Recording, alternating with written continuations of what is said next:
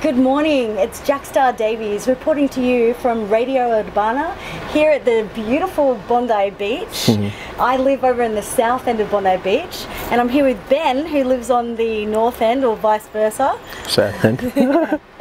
I met Ben recently just on the plane coming back from Melbourne, and I was so inspired by his incredible story of just living life and understanding what life is and living each life for what every moment is worth. He's been on a crazy adventure after surviving a horrific surfing accident almost 4.5 years ago now. Yeah.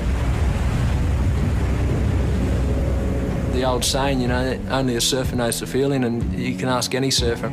It's just something about being in the ocean. And there's so many times you could call cheating death, or you could say coming close to death, but that's kind of how I like to live my life.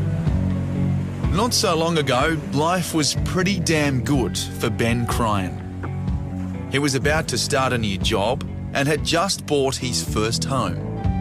The 33-year-old civil engineer was riding the crest of a wave. Yeah. And came through and recovered and has now been out back in the water this morning. Thank you so much for being here. No worries, thanks for having me. What do you think, Ben, was really the ingredient that kept you alive and survived all these tragic and 34 surgeries?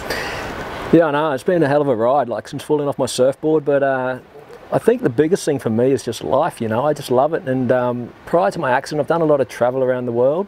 Yes. And it's opened my eyes just to, you know, just to how good we've got it in our lives, and sometimes we all forget that. And, you know, I fell off my surfboard and laying in hospital and being told so many things. I just, you know, I just never wanted to give up, and I wanted to get back to this, you know, surfing this morning, and, you know, it's pretty cool. You've been defiant, and when you were told, you know, you may not be able to walk again, how did that feel in that moment? What was that change in your mind and the connection with your heart to get through that? So they also told me that I'd never walk again, and this is what I say to them.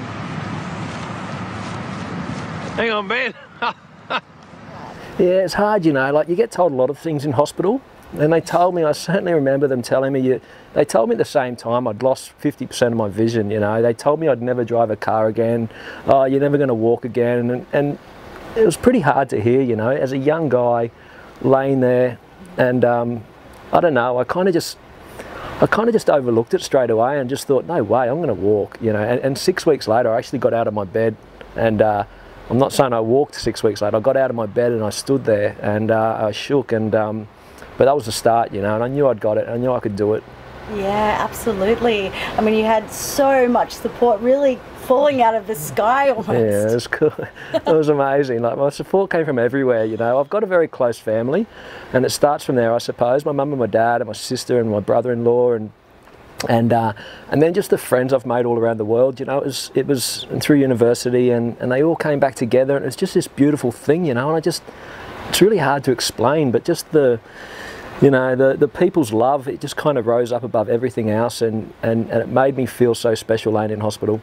Yeah, and now you're getting out there and speaking and showing this courage and strength. What kind of response are you getting from the community?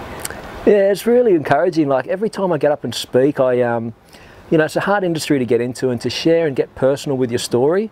But, you know, I get 45 minutes on stage and to present to different companies or corporates or whoever it is. Yeah.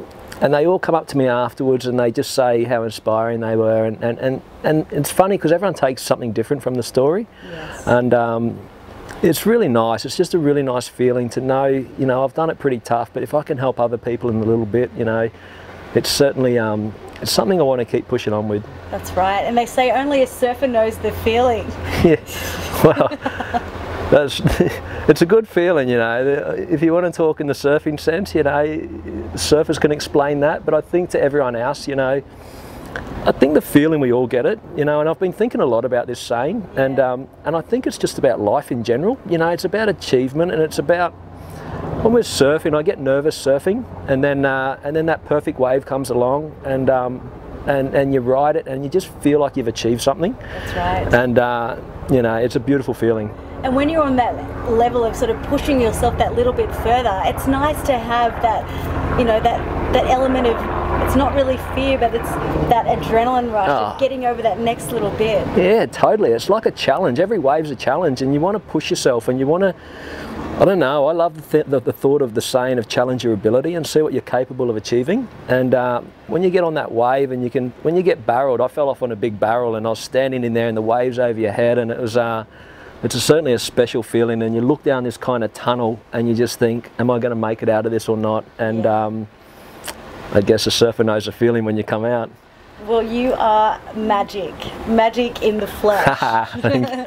Yeah, I appreciate your time here, and just keep going out there and inspiring. Yeah, thanks. Absolutely, Ben. It's a blessing to have you here. Thank you. Yeah, no, it's cool. I love it. It's certainly nice to be here, that's for sure. Oh, that's for sure. Well, thank you. Will we be catching up for a beer in Bondi? I hope so.